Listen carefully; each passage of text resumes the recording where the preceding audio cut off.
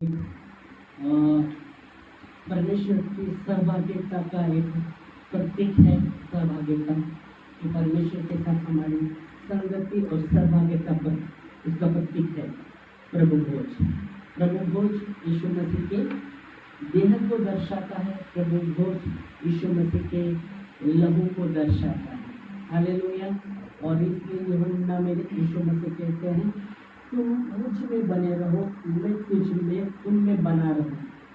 जैसा डाली डाक लता में नहीं बनी रहती तो अपने आप फल नहीं सकती। उसे डाक लता में बना रहना की आवश्यक है, तभी वो फल सकती है। अगर वो डाली डाक लता से अगर अलग हो गई तो क्या होने वाला है? वो उसमें जीवन नहीं रहने वाला। कुछ समय के बाद वो हरी रहेगी, बाद में सूख जाएगी और फिर वो पूरी रीति से सूख जाएगी। वैसे यीशु मसीह कहते, तुम मुझ में नहीं बने रहेंगे तो तुम फल नहीं ला सकते, मेरे बिना तुम कुछ भी नहीं कर सकते। इसलिए बहुत ही जरूरी है उसमें बना रहना। सहभागी प्रभु भोज का अर्थ है प्रभु में बना रहना। हालेलुया। प्रभु में हर समय बना रहना प्रभु भोज का। और पौलुस कहता है इससे अयोग्य रीति से हमें नहीं लेना, योग्य रीति से लेना है। क्योंकि बहुत से लोग अयोग्य रीति से लेकर, वचन कहता है बहुत से लोग क्या हुए हैं, बहुत से लोग निर्बल भी हुए हैं, बहुत से लोग सो भी गए हैं। क्यों? कि उन्होंने अयोग्य रीति से उसमें भाग लिया। तो योग्य रीति से हमें भाग लेना। योग्य रीति क्या हो सकती है? प्रतिदिन प्रभु में बना रहना। यूहन्ना 15:7 कहता है, तुम मुझ में बने रहो, मेरा वचन तुम में बना रहे, तब तुम मेरे नाम से पिता से मांगोगे वो तुम्हारे लिए होगा। पढ़ सकते हैं यूहन्ना के 15:7 में आप देखेंगे, यदि तुम मुझ में बने रहो यदि तुम मुझ में बने रहो और मेरे बातें तुम में बनी, मेरा वचन तुम में बना रहे, तो जो चाहे मांगो और वो तुम्हारे लिए हो जाएगा। आमीन। तो यह वचन कहता है जो कुछ तुम चाहो मांगो वो तुम्हारे लिए होगा। कब? जब हम प्रभु में बने रहते हैं, उसके वचन में बने रहते हैं। यीशु मसीह कहा, तुम मुझ में बने रहो, मेरा वचन तुम में बना रहे। तुम मुझ में बने रहो और मेरा वचन तुम में बना रहे। अभी उदाहरण के लिए प्रभु में बने रहने के विषय में अगर आप देखते हैं तो वचन कहता है, हम जब प्रभु को यीशु मसीह को उद्धार करता, प्रभु यीशु मसीह को प्रभु बोलकर मुँह से कबूल किया और हृदय से अंगीकार किया, ओके, तो हमारा उद्धार हुआ। अभी हम उसमें बने हैं। अभी जब उसमें बने हैं तो दूसरी बात कि उसका वचन हमें बना देना है। एक पार्ट हो सकता है, एक सिक्के की दो बाजू रहते हैं, सिक्के के दो पहलू रहते हैं ना, दो पहलू रहते हैं, एक पहलू रहते हैं, हाँ, दो पहलू। शोले पिक्चर में एक पहलू लेकर रहेगा, अमिताभ बच्चन के पास एक सिक्का रहता है, उसमें एक ही, दोनों बाजू से एक ही पहलू रहेगा। तो मालूम नहीं, लास्ट में जब वो मर जाता है तो मालूम पड़ता है धर्मेंद्र को, है ना। तो पर वैसा नहीं होता कि सिक्के के दो पहलू रहते हैं, ओके। तो पिक्चर में हो सकता है एक पहलू, पर अगर रियल में आप देखेंगे तो सिक्के के दो पहलू। वैसे यहाँ यीशु मसीह जब बात कर रहे हैं, क्या बात कर रहे हैं? फिर से पढ़ सकते हैं यूहन्ना के 15:7 में, तुम मुझ में बने रहो और मेरे वचन तुम में बने रहे। दो सिक्के की बात, यहाँ दो बाजू बात कर रहे हैं प्रभु कि पहले आप उसमें बने रहो और उसका वचन आप में बना रहे। आमीन। हालेलुया। तो फिर क्या बोल रहा है यीशु मसीह? तो तुम जो कुछ पिता से मेरे नाम से मांगोगे वो तुम्हारे लिए होगा। हालेलुया। Praise Lord. कब? जब हम उसमें बने रहेंगे, उसका वचन हमें बना रहा है, तब तो दो पहलू के विषय में जब बात हो रहा है तो वचन हमें बना होना है, तो वचन को लेके चलना है। क्या अगर प्रतिदिन एक वचन को पढ़िए, उसको मनन कीजिए, लेके चलिए दिन भर। कैसे करते हम? वचन पढ़ते, पढ़ने के बाद भूल जाते, याद नहीं रहेगी, दूसरी बातें याद रहेगी अपनी, खाने की बातें याद है, ये टाइम खाना खाना है, तो खाना भूख लगती है ना, याद दिलाती है ना, हाँ वो भी याद रहेगा। कितना साल का तो मन में पक्का प्यार है, किसने कुछ बोला, कितना साल, बहुत साल हो गए, वो अभी भी याद है ना? बहुत बार व्यर्थ बातें बहुत याद रहती है। तो परमेश्वर का वचन जीवित है, वो आपके लिए और मेरे लिए दीप का काम कर देगा, उजाले का काम करेगा। इसलिए दावीद ने कहा, प्रभु तेरा वचन मेरे पाँव के लिए दीप और मार्गों में उजाला है। हमें तो क्या बताना चाहते हैं, हो सकता है कमजोर, पर हमें याद रखना है कि प्रतिदिन प्रभु के वचन में बने रहकर हमें चलना है, प्रार्थना करनी है। यहाँ 3 बातें आप देखेंगे, प्रभु का नाम लेना है, बहुत बार प्रभु का नाम लेना है, दूसरी बात उसका वचन को लेके प्रार्थना करनी है। 3 बातें यहाँ यीशु मसीह बता रहे हैं। हो सकता है हम प्रभु का नाम लेते काम करते रहेंगे, हो सकता है उतना ही चल रहा है, प्रभु प्रार्थना किया हो सकता है प्रार्थना भी करते रहेंगे सुबह, है ना, पर क्या हम वचन लेके प्रतिदिन वचन को लेके चलते हैं?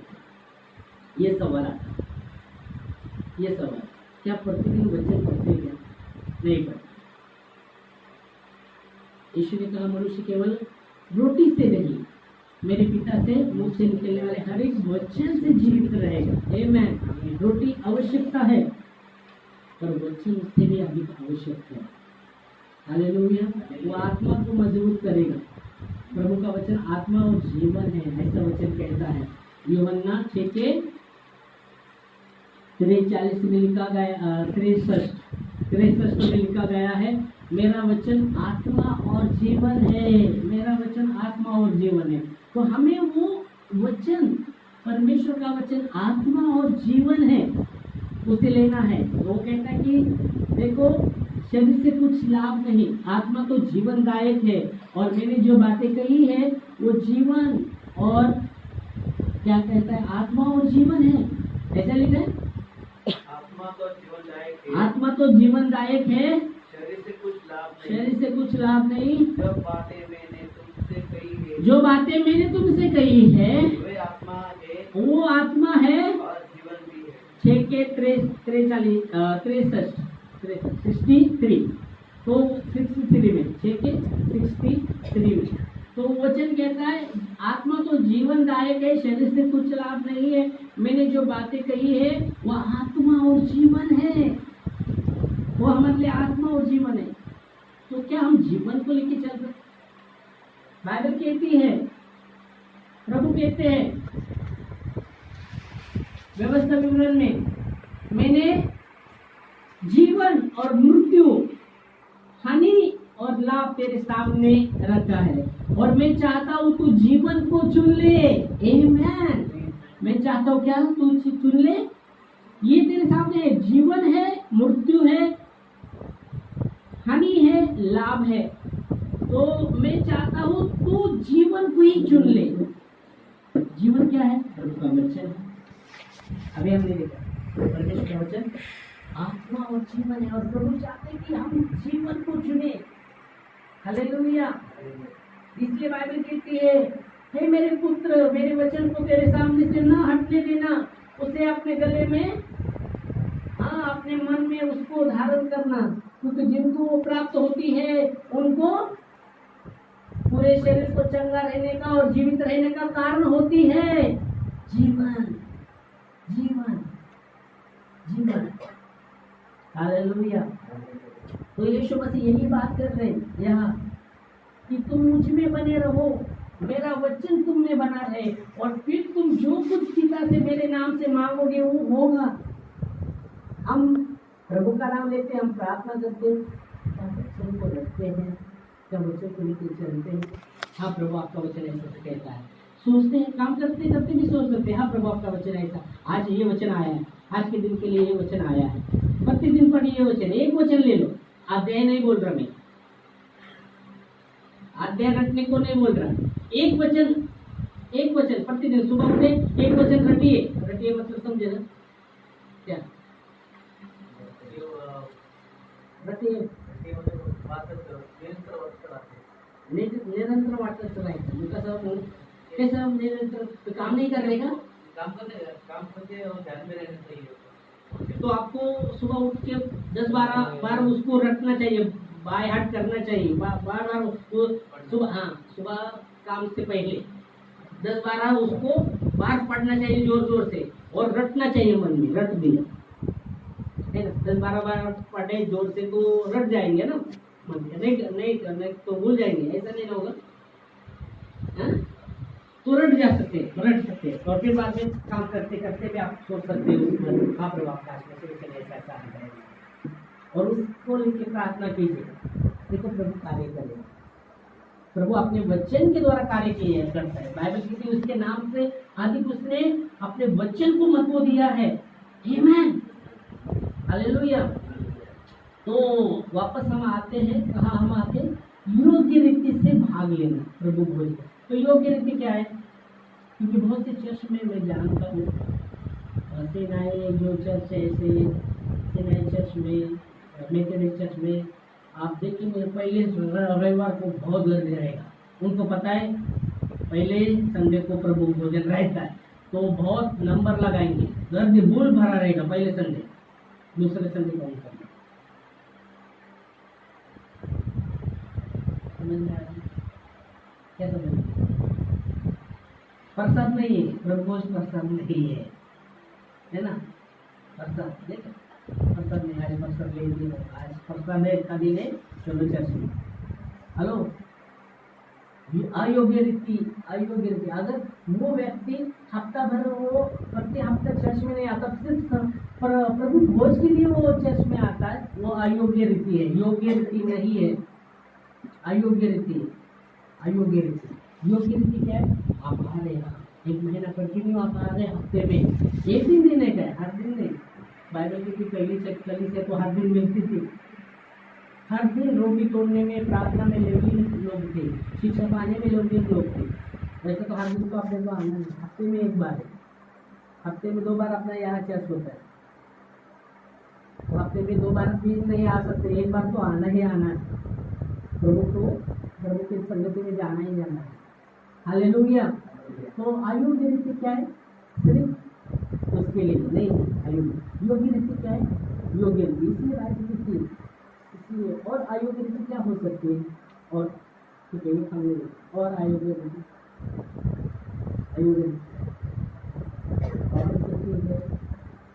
उसको स्मरण करना. उसका प्रभु भोज उसके स्मरण में है. प्रभु ने आपके लिए भोजन में क्या किया, उसको स्मरण करना, उसको स्मरण करना, उसका प्रचार करना. उसका प्रचार का क्या उदाहरण के लिए अपनी साक्ष्य बताना है लोगों को आपके जीवन में. वो सुने ना सुने बताना है. जो आपके जीवन में प्रभु ने कार्य किया है वो बताना है. अपनी गवाही, हाँ प्रभु मेरे जीवन में काम किया, ऐसा काम किया. क्योंकि वचन कहता है कि उसकी मृत्यु की प्रचार में भी दे प्रभु को, उसके स्मरण में भी प्रभु को. योग्य रीति फिर हमें उसका वो मर्म को जानना है. प्रभु ने जो उसका बलिदान को हमें स्मरण करना है. हालेलुया. योग्य रीति क्या है? अपने आप को तैयार भी करना है. फिर से प्रभु आने वाला है, दूसरे आगमन में प्रभु आने वाला है. मैं अपने आप को तैयार करूँ. हालेलुया. तो यीशु मसीह ने कहा, प्रभु का वचन कहता है हर एक आप उसे देखेगा, जिसने भेजा है वो भी देखेंगे और सब राष्ट्र के लोग छाती पीटेंगे. आमीन. ऐसा ही होगा दूसरे आगमन में. पहले यीशु मसीह 2000 साल पहले आए, सबके लिए परमेश्वर ने अपने पुत्र को दे दिया. सबके लिए जो कोई उसके नाम पर विश्वास करेगा वो उसका नाश नहीं होगा, उसको अनंत जीवन मिलेगा. ये भी बोल दिया. फिर यीशु मसीह ने वो कीमत चुकाया, क्रूस पर गए, उनको मारा गया, गाड़े गए, पर उसके पहले वो बोलते थे, सब बताते थे कि तीसरे दिन मैं जी उठूंगा. और तीसरे दिन पिता ने उसे जी उठा, मुर्दों से जी उठाया और वो जीवंत परमेश्वर है. और 40 दिन तक अपने शिष्य को दिखाई दिए. 40 दिन तक क्रूस पर जाने के पहले प्रभु भोज किया था और उसने कहा मेरे स्मरण में ये किया था, मेरे स्मरण मैं वापस ना आऊं, मेरे याद में किया करो। Praise Lord, hallelujah. और 40 दिन जब मरने से जी उठने के बाद 40 दिन अपने चेलों को दिखाए गए, फिर बाद में ऊपर उठाए गए। फिर मनुष्य का पुत्र, प्रभु का पुत्र वापस आने वाले हैं। परमेश्वर का पुत्र वापस आने वाला है बादलों पर। हर एक प्रकाश वाक्य मिलेगा। प्रकाश वाक्य मतलब होने वाली बातें, वचन कहता है होने। प्रकाश वाक्य मतलब जो यूहन्ना को प्रभु ने दिखाया पहली बार होने वाली बातें और उन्होंने लिखी। प्रकाश वाक्य पहला अध्याय। और अगर आप पढ़ते हैं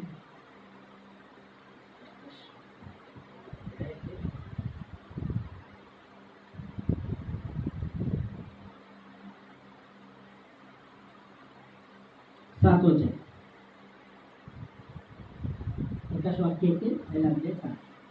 देखो वो बादलों के साथ आने वाला है। देखो यीशु मसीह बादलों के साथ आने वाले हैं और हर एक आप उसको देखेगी। हर एक आप यीशु को देखेगी। वरन जिन्होंने उसे भेजा था हाँ, वे भी उसे देखेंगे।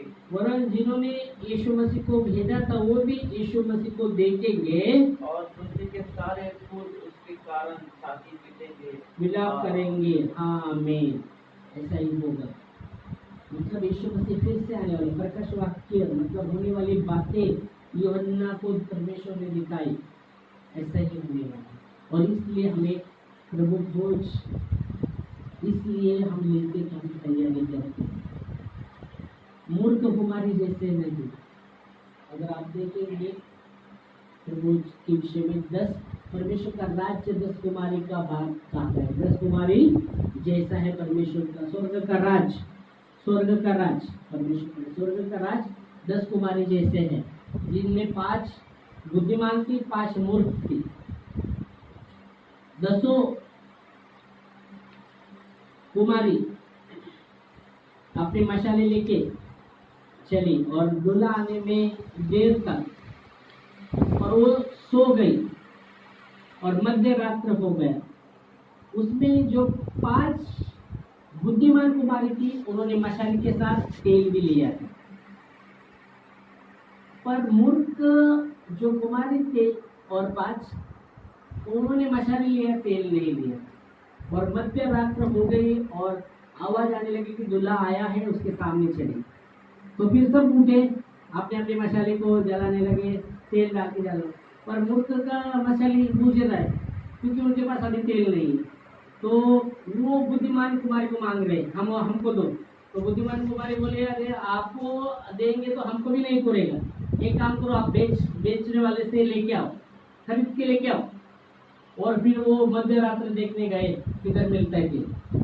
तब तक दूल्हा आ गया, जो तैयार थे उसके साथ चले गए और द्वार बंद हो गया, द्वार बंद हो गया। फिर बाद में वो घूम घूम के आ गए, द्वार बंद हुआ है और बजा रहे, हमारे लिए वो। अंदर से आवाज आया, नहीं तुम कौन हो, मैं नहीं जानता। इसका मतलब क्या है कि जो तैयार है प्रभु के लिए वही उसके साथ चले जाए। इसलिए मेरा अगले संडे आलस पर रहेगा। आलसी बनते हैं ना, बहुत बार आलसी बनते हैं, उसके विषय में वचन होगा अगले संडे को। ओके, आलस क्या है और आलस के विषय वचन प्रभु का क्या कहता है, उस पर हम देखेंगे। ओके, तो इस समय हम धन्यवाद देंगे इस वचन के लिए। और हम इस समय प्रभु भोज में भी भाग लेंगे, वही लोग भाग लेंगे जिन्होंने